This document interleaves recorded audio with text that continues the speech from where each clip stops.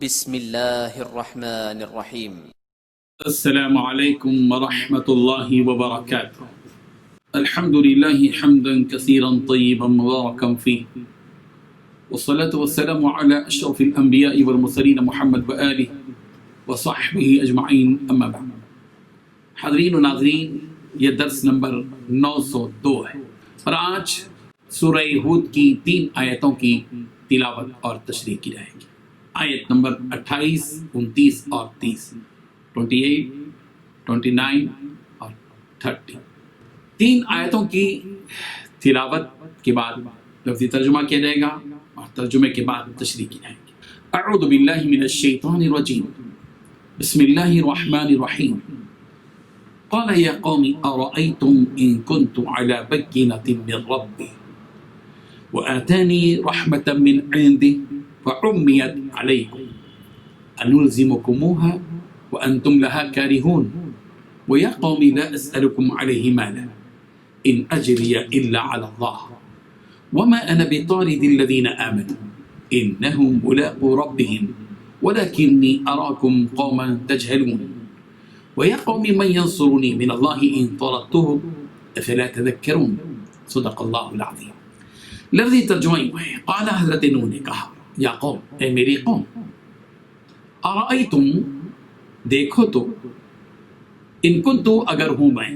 علی بینۃ، واضح دلیل پر، من ربی، میرے رب کی طرف سے، وآتانی، اور اس نے دی ہو مجھے،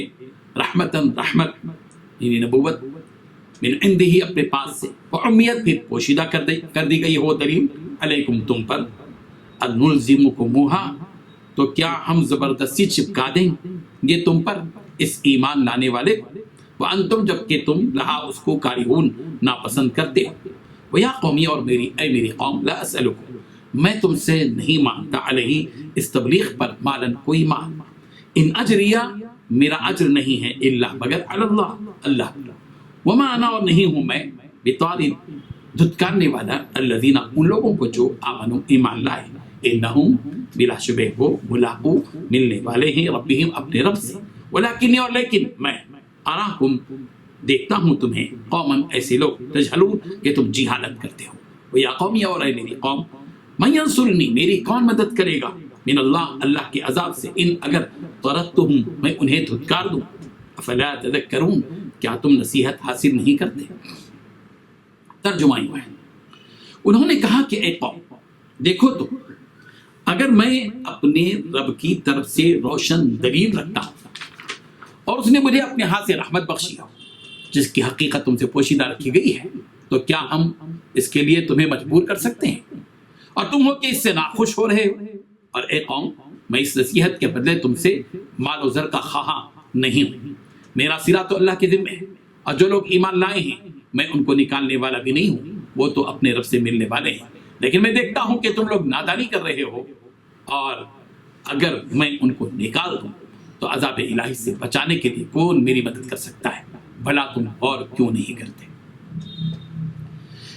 بزرگان محترم، پچھلی آیتوں میں حضرت نوح علیہ السلام کی قوم کے اعتراضات کا ذکر تھا۔ قوم نے حضرت نوح علیہ السلام سے کہا تھا کہ ہم تو تم کو ہم جیسا ہی انسان خیال کرتے ہیں، اور ہم دیکھتے ہیں کہ تمہاری اتباع تو رذیل قسم کے لوگ ہی کرتے ہیں،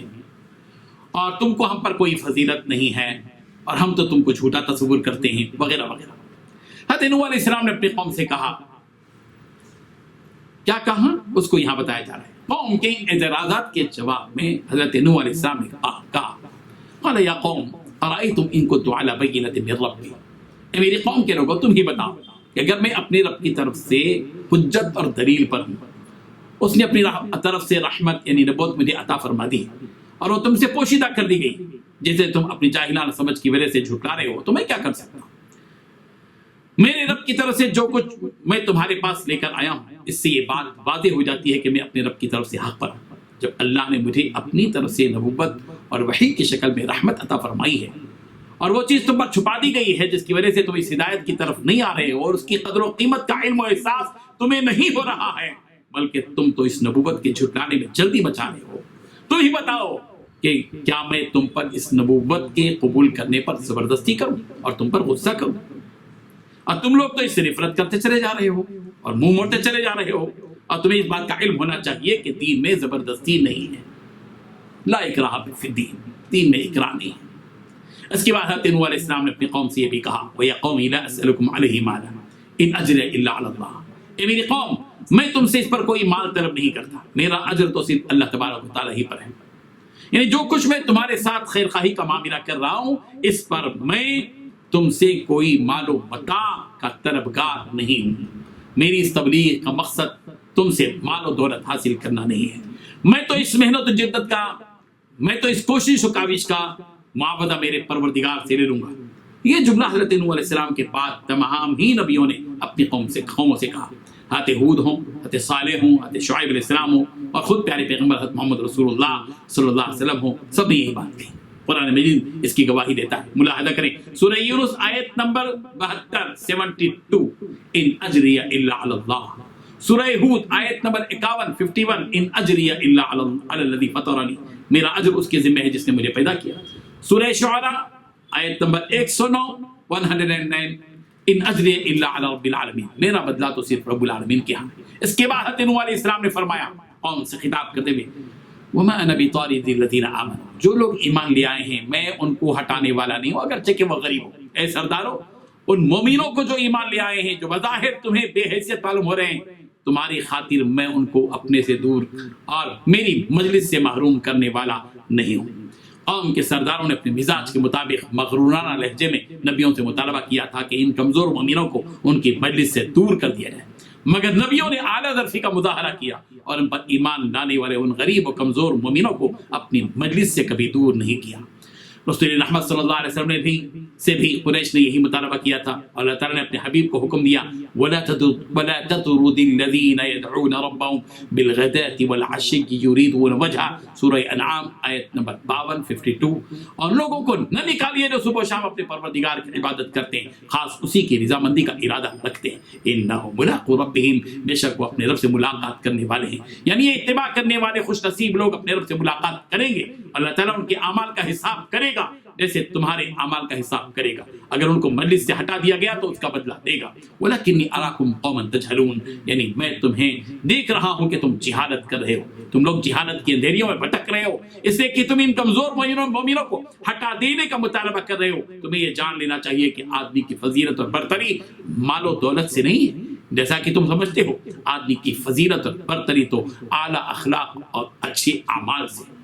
پھر اس کے بعد فرمایا وَيَا قَوْمِ مَن يَنصُرُنِي مِنَ اللَّهِ إِن طَرَدتُّهُمْ أَفَلَا تَذَكَّرُونَ، اگر میں ان کو ہٹا دوں تو اللہ کے مواخذے سے کون بچائے گا، کیا تم نہیں سمجھتے ہو؟ یعنی اگر میں نے تمہارے کہنے کے مطابق ان بظاہر کمزور اور غریب مومنوں کو میری مجلس سے ہٹا کر مجھ سے دور کر دیا تو اے سردارو تم مجھے یہ بتاؤ کہ کون مجھے اللہ کی طرف سے ہونے والے مواخذے سے بچا لے گا، اور اگر میں ایسا کروں تو یہ ان پر بڑا ظلم ہو جائے گا اور میں ظالم ٹھہروں گا۔ اسی کی طرف اشارہ کیا گیا سورہ انعام کی آیت نمبر 52 میں کہ فَتَطْرُدَهُمْ فَتَكُونَ مِنَ الظَّالِمِينَ، اگر آپ ان کو نکال دیں غریب لوگوں کو اپنے مجلس سے تو یاد رکھیے کہ آپ ظلم میں کرنے والوں میں سے ہو جائیں گے۔ اسے یہ معلوم ہوا کہ غربت اور ظاہری پستی کی بنیاد پر دینی مجلسوں سے کسی کو دور کرنا جرم ہے، اور ایسا کرنے والا اللہ تعالیٰ کی نگاہ میں ظالم ہے۔ دینی مجلسوں میں مالدار اور غریب دونوں برابر ہیں، غربت کی وجہ سے کسی دینی مجلس سے کسی غریب و مسکین کو دور کیا نہیں جا سکتا۔ اللہ تبارک و تعالیٰ ان حقیقتوں کو سمجھنے کی توفیق عطا فرمائے۔ وآخر دعوانا الحمدللہ رب العالمین۔